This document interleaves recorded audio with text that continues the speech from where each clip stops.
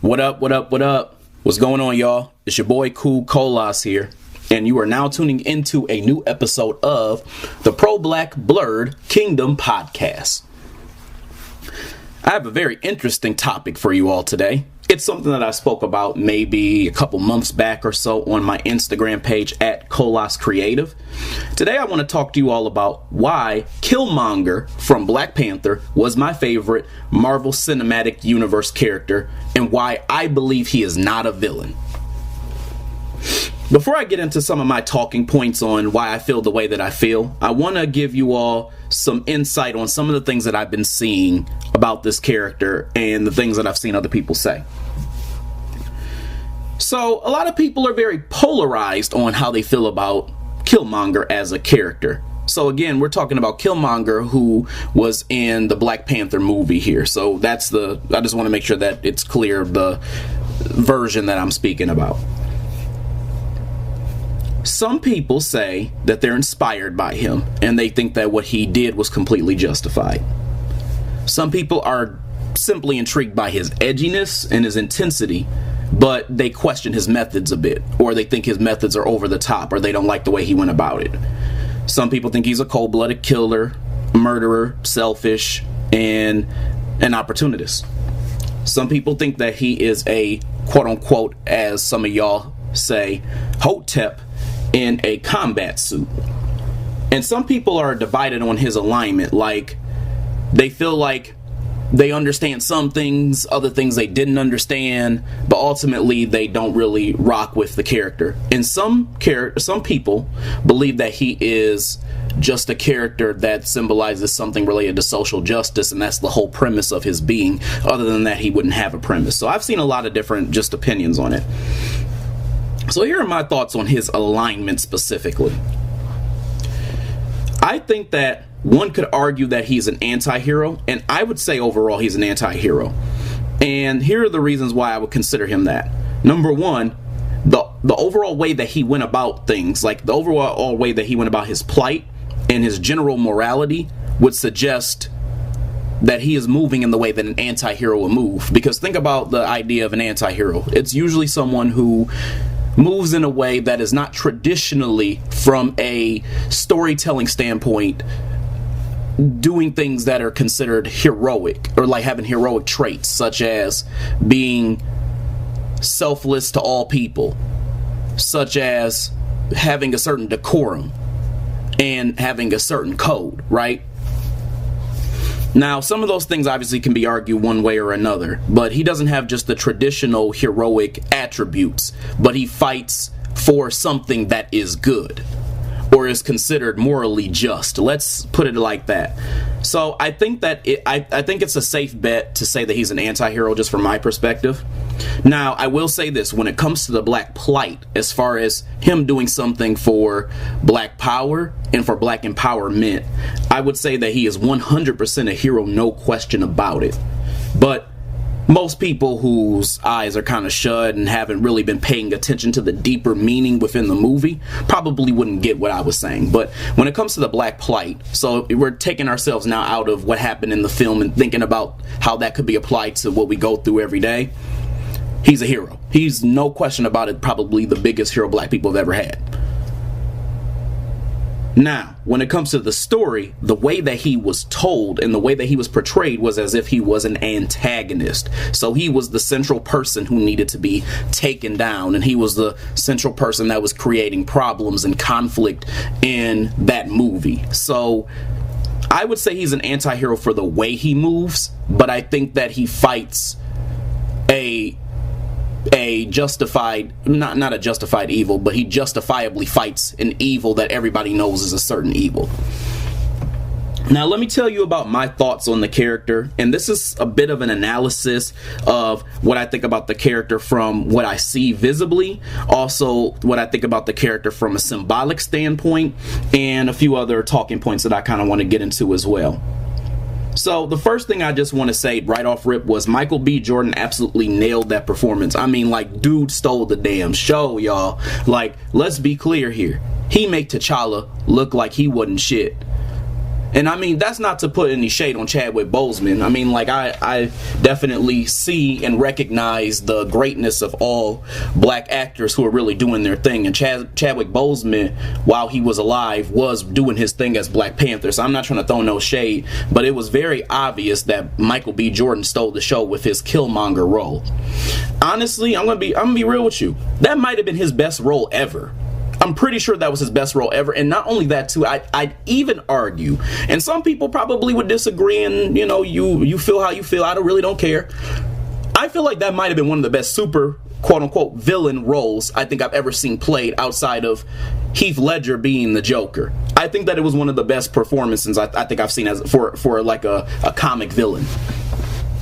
I mean, literally, he brought a character that nobody really knew about to life, that otherwise would have been irrelevant, and portrayed him in a big way, a very, very big way. He added a new layer onto the MCU and into the comic universe, into the thought process of blurs, let's be real, that was not there before. And it was on the big screen for everybody to see, despite all of the little agendas and the little things that they put in there to try to downplay what was actually going on there.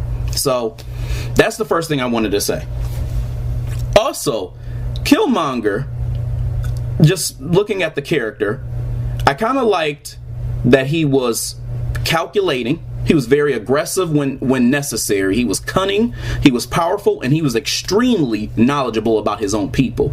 He knew how to shoot the right moves. He knew how to play chess with the white supremacists, and he even knew how to play with the Wakandans, who really wasn't doing nothing for real.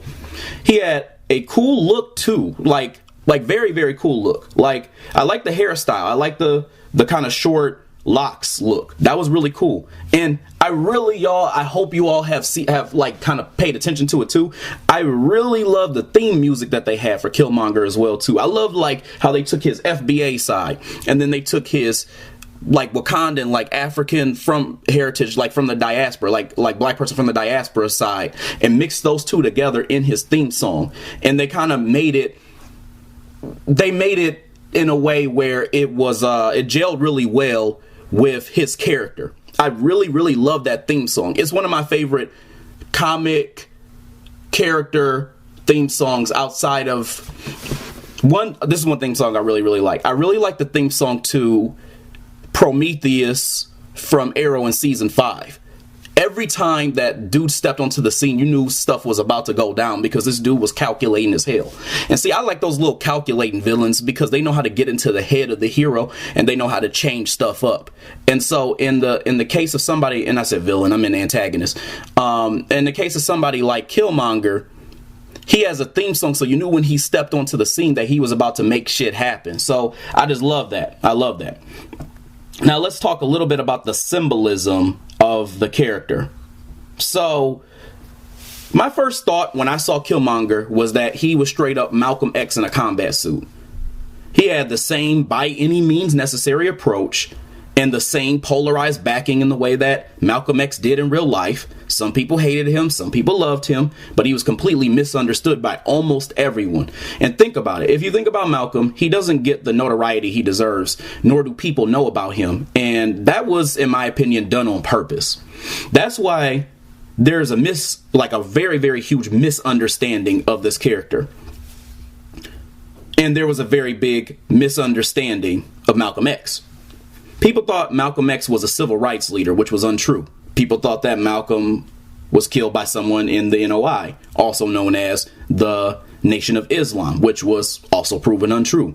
People thought that he changed his mind about black nationalism when he went to Mecca, but that wasn't true either. People don't even know he actually traveled the world still saying the same shit that he said when he was in America. The list goes on and on about things that he did that people don't really understand. But to put the cherry on top, there is no specific holiday even for Malcolm X in America, and that was done on purpose too. Killmonger has the same misunderstanding and the same misconceptions. Now, obviously we're telling a fictitious story and it's from a movie, but what I say that to say the same issues that Malcolm X had as far as being understood by blacks in America is the same issue that Killmonger has with being understood. His methods are seen as aggressive or something that needs to be changed, or the way he went about it was strange, or whatever the case was. I just think that there's like some big similarities there between those two individuals, between the Killmonger character and then between Malcolm X. From my perspective, he was pro-black and he understood what needed to be done to bring blacks back into power. Most people would say that he's a psychopathic killer, but that's because they're not looking at the deeper messages, as I said before. Killmonger addressed coonery even subliminally. He was so sure of his plight, he even made T'Challa look unsure of himself. By the way, T'Challa was, in a way, just from my perspective, how he started out, he was supposed to be like a real Martin Luther King representative. He was nonviolent, presentable, or mostly nonviolent, I'll say. He was not willing to kill. He was presentable, he was respectable, but also totally unsure of everything. Like, dude was even unsure about what his forefathers and the other kings and shit was even doing. So he was like, I can't speak for other kings. He was doing that all the time. And I'm like, bruh, like, you have no control over what's going on. And you have even less control when Killmonger steps onto the scene. Anyway, Wakanda had all this power with their vibranium, and he wasn't sure what to do with it. He couldn't speak for other kings when Killmonger approached him about being left behind, and to me, MLK kind of has some similarities to that too. MLK was also confused. He thought the best thing to do was to fight for equality, and then eventually his ideals aligned with Malcolm X, especially when he talked about leading or being afraid of leading his people into a burning building.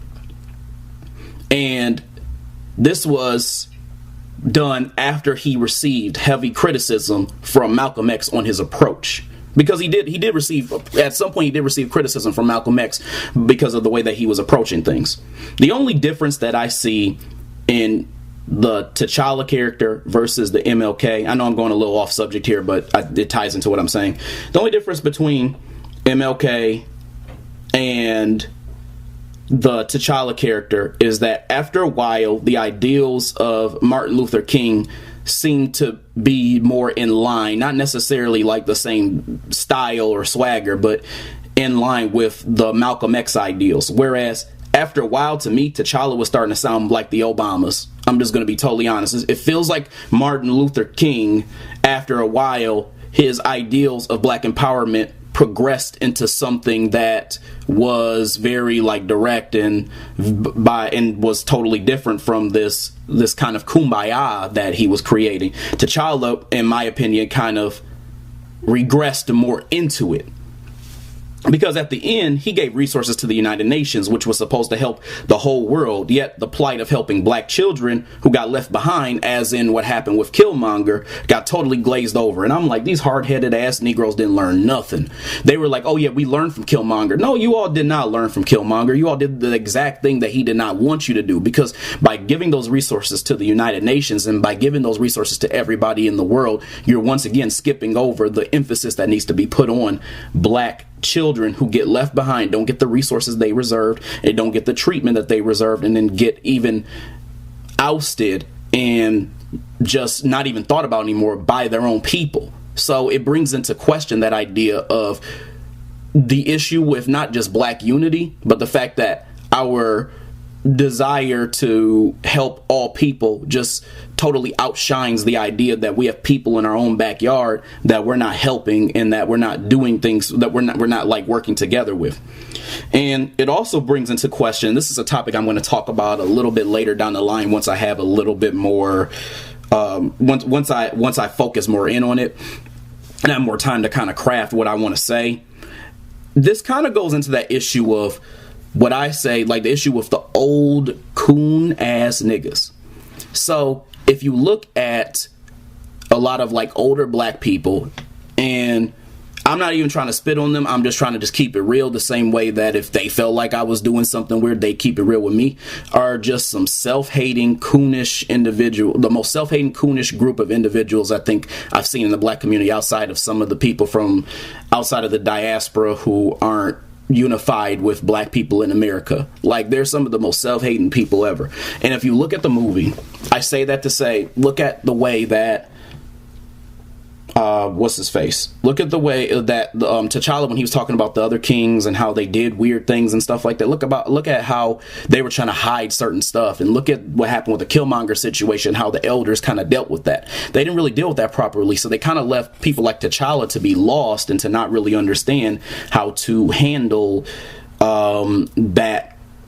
What was going to come from that as a result, and that's why the Killmonger thing was a big shock to everybody, and was very not only just detrimental and dangerous, but it also was confusing, because now you have this boy who's grown into a man who has a real understanding of knowledge of self and is about to wage war on these fools. So, to me, I feel like, in a way, the elders in the Black Panther movie resemble the elders that exist in our world, like the black elders. And that's just me just keeping it like a buck with y'all, to be honest. So, anyway, going back to this point I was making about T'Challa. So, he kind of took on like an Obama-ish role after a while.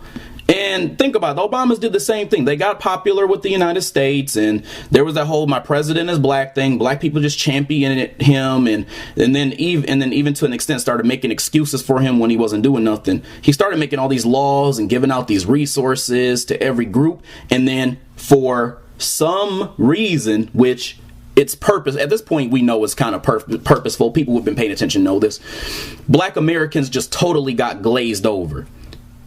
When we saw the way that T'Challa was acting, think about the scene where they were trying to find Claw, Ulysses Claw, and they were telling him not to kill Claw, like his people were telling him that. It kind of reminded me of that whole when they go low, we go high thing that Michelle Obama was saying, and that the world was watching. And that's why I feel like T'Challa didn't really want to kill any of the white people in the movie. Now, Killmonger, he didn't really have any I guess issues with doing that. That wasn't part of his code.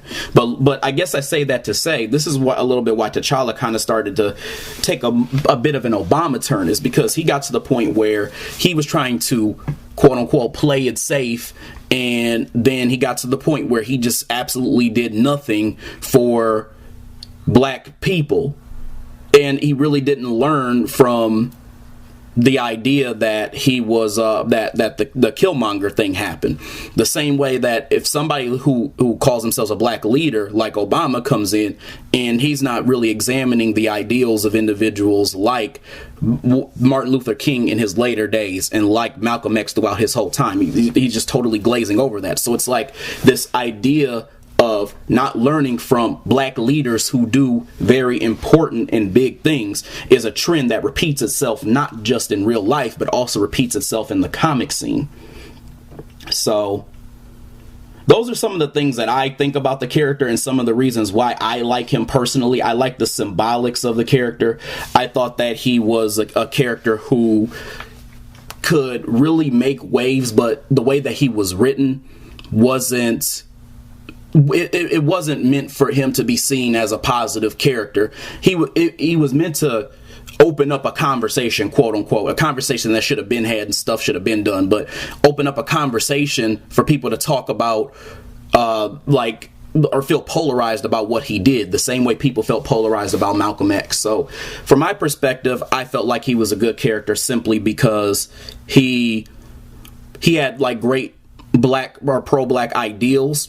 And it was great to see a pro-black character like that on screen, even if the idea was to try to downplay him and make him seem like he was the angry Negro. So, outside of that, Killmonger did do one thing wrong. But the one thing he did wrong, I felt like they wrote it that way on purpose because, again, they wanted him to look like the angry Negro. Killmonger should have never killed his queen. He had a black queen there, like a FBA queen. Who like him, an FBA queen, and she was riding with him. She was straight up riding with him, right? And I thought that everything that he did up until that point was on code. But again, that problem there was with writing and orientation. Marvel wrote it in a way on purpose so that what they could kind of throw into that black plight was that he looked like he was creating some form of toxic masculinity, and they wanted to make a message about how black men who become enraged and are willing to burn down the entire village end up becoming these savage villains who antagonize black women in anger that's really considered baseless, or that he needs to quote unquote heal from. You know how we get into this therapy culture shit with people where they're telling people that them being black men like showing their rage is like them, the thing of them needing to heal and stuff like that. You know how we get into that type of thing. So I think they were trying to create that type of message. So to me, I feel like when you look at a character like Killmonger, if everything he does makes sense and then he does this one thing that's totally off, what you can tell by that is that they're writing it in a way where they want to sway the way that you think about the character. So here's some of the trends that I kind of noticed and things that I saw, like just from observing Killmonger as a character. He was exciting because, again, it was the beginning of an era of pro-black like characters, and from my perspective. Although he was a villain and was portrayed as unreasonable and blinded by rage, having other characters like him could be a gateway for characters who are like him to be written from a different orientation and from a different perspective. And think about it like this. Think about the way that they push this powerful white women feminist thing in our faces over and over and over again, and how that didn't used to be a thing. If I'm the person talking about me specifically, Cool Colas, if I'm controlling the narrative, I could make these pro-black characters that can make waves and can show the importance, the power, and really the value that comes from making ways for assertive black men who are on a mission to give black people what they deserve, since we have no allies for real and no one is going to do it for us. This is a great gateway from my perspective for me to be able to look and say, hey, we got characters like Killmonger. Oh, he's written like an antagonist, but how can we write other characters like him that aren't written as an antagonist but are written from that other side? So that's one thing that I really want to focus on for myself. So that's one trend that I kind of saw. Now, the other thing that I want to talk about is the pushback that I think that I may get or have gotten from individuals who disagree either with what I'm saying right now or have disagreed with the positive things that I've said about the Killmonger character in the past. So the first thing is, a lot of people have issues with, again, the fact that he seemed to be, they felt like he probably was not in his right mind because he seemed enraged. And it seemed like his rage was not really, I'm not going to say it wasn't calculated, because it was very, very calculated, but his rage was unreasonable. And so from my perspective, I guess my answer to that would be anger gets shit done. No leader has ever triumphed by being passive in their plight or being agreeable with individuals who are trying to browbeat them. No great leader has been able to make strides without using their anger in a way to be able to create the waves that they needed to be created. And that's exactly what Killmonger did, because here's the truth. They were just going to forget about him. They were just going to forget about him.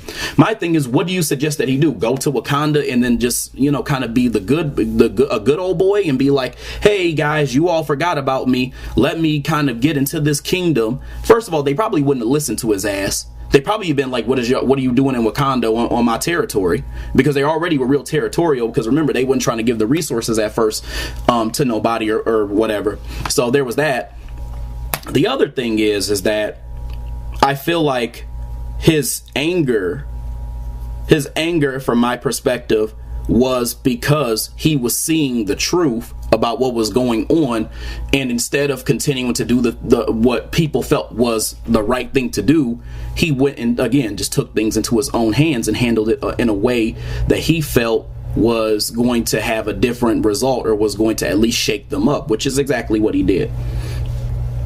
The other thing that I see a lot from people is the mindset here. They feel like he could have went about it in a different way, and I'll agree that some things that he did were like aggressive, but I think that there was a means behind, like, I guess generally almost everything that he did.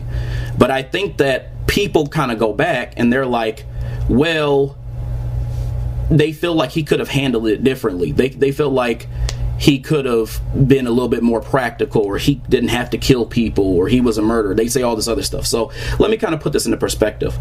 A lot of you all believe fighting from the inside, because that's the big thing that I hear from people. He should have fought from the inside. A lot of people believe that fighting from the inside is a practical plan, and that's mostly because a lot of your off-code mothers, fathers, grandfathers got your buck broken. Let's be real.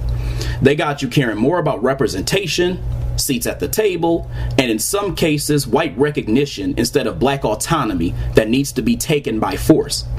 Seriously though, how long are we going to prove our worth and explain over and over again to white people what our communities need, and they give us that same old thing or don't even listen? How long are we going to keep asking for tangibles and get trinkets in return, doing the same thing over and over again, expecting a different result like a crazy person? Hell, this movie, as much as I like it, is a trinket in itself, because we think that this is a homage to black folks. Let's be real. We all believe that being on the top from the inside is going to help get rid of the inner white person, because the truth is most of y'all would be content with doing exactly what they did, but you all are just black people doing it. So in other words, you all will be content with being in the position that white people were in, except you're the people who are controlling this. So black people are the ones who are doing the exact things that white people are doing. So I'm going to give you a very concrete example.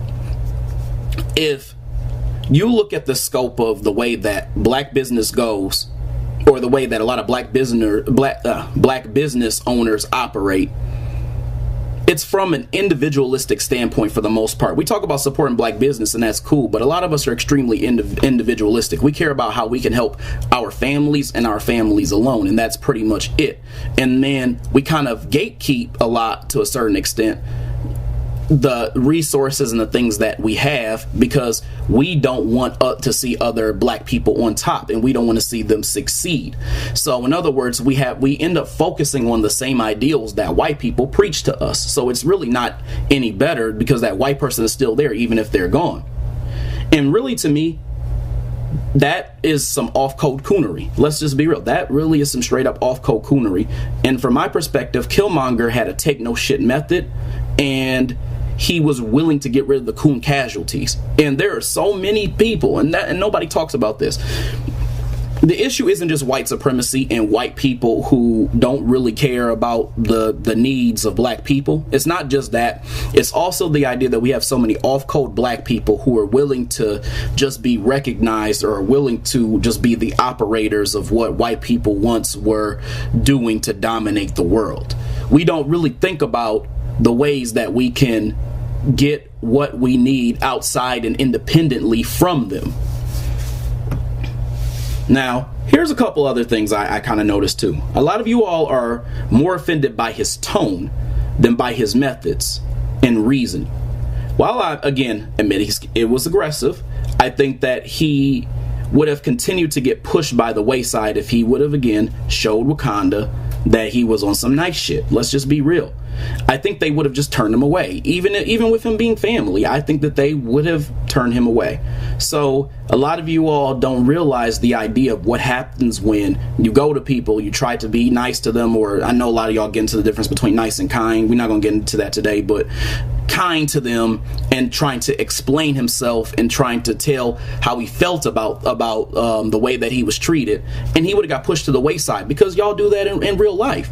People tell you all when something is wrong, something that you do offends them, and people kind of brush it off or act like it's not a big deal, or you like need to get over it.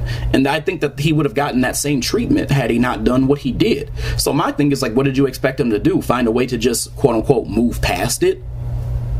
So to me, I felt like a lot of people have the expectation that he and all black people are supposed to move in the same way. My thing is, just because you're off code doesn't mean that everybody has to move off code in the same way that you do.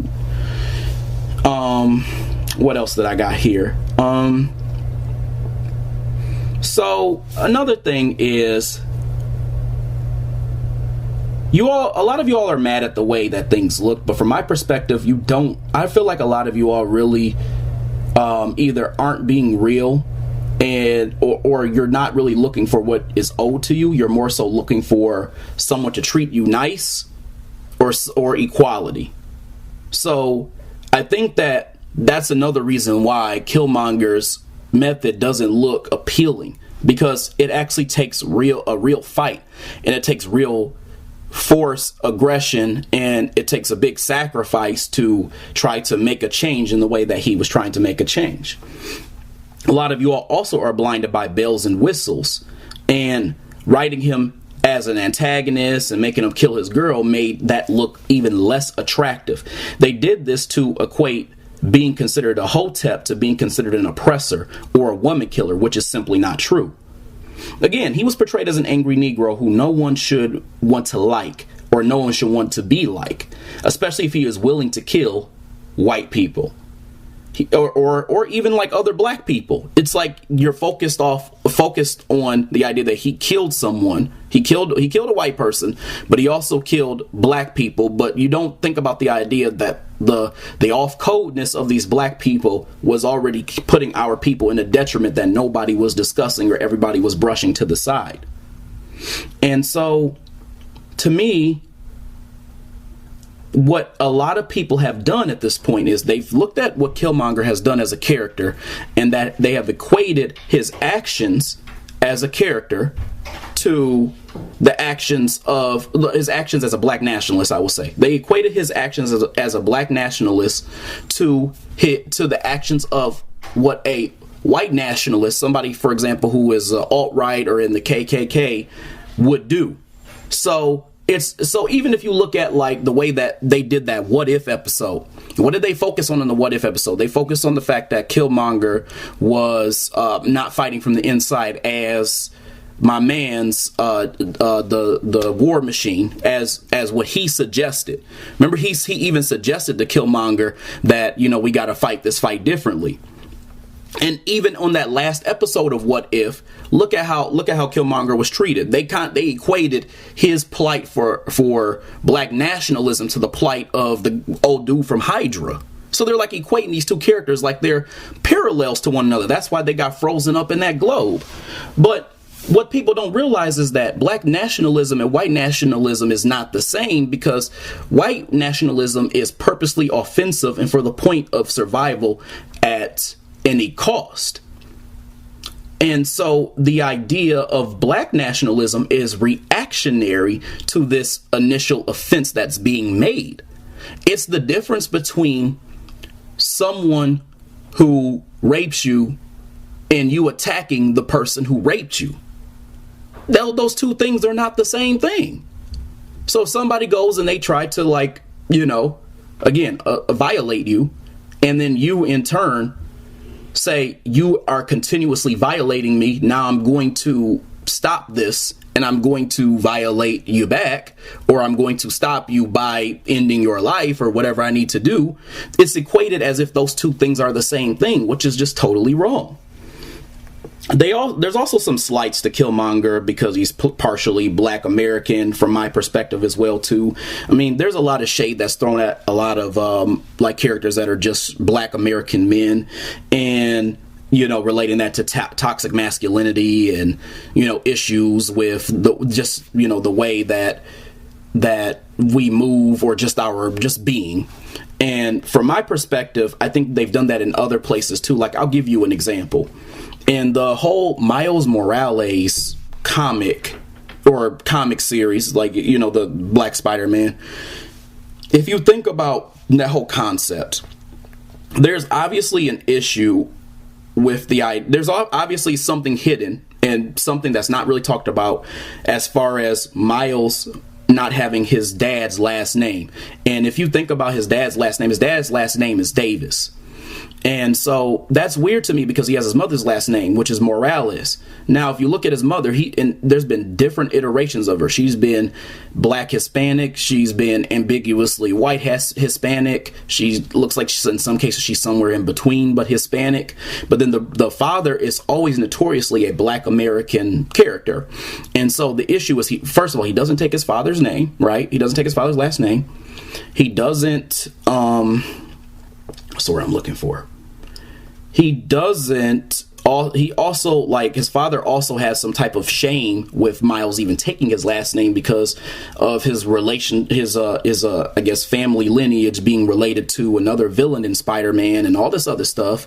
And so now he's like literally downplaying like being a Black American at this point who has done nothing wrong, and now you made him a cop as well too, so there's some stigma behind that as well. So you got all these things that you pile onto this character, and ultimately it just doesn't look appealing. Mind you, let's say that Miles Morales took his dad's last name. Miles Morales would now become Miles Davis. If you know who Miles Davis is, anybody who's really been kind of into the whole jazz scene, Miles Davis is a very famous Black American jazz player. Very, very, very famous from back in the day. And it would be quite an homage for him to be named after this individual. But instead of doing that, they robbed him of the opportunity and called him Miles Morales in order to show the again, why showing his mother's lineage is more important than showing his father's. Again, therefore undermining the Black American male. So I just made that point just to show you that I think that there were some subtle things in there because of Killmonger's black FBA heritage. I just wanted to just show that there was some type of slight there because of that. So these are all my talking points for the Killmonger character and what I think about him, a complete analysis on the character and why I feel like he's really not a villain as well too. And I also challenge some of the thought processes that other people have had for this character as well.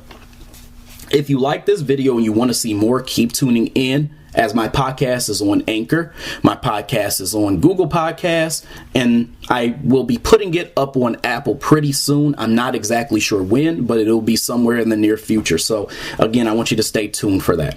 Anyway, I hope y'all enjoyed the episode. I also hope that y'all have a great day, and I will be talking to you all very, very soon. All right, y'all. I'm out. Peace.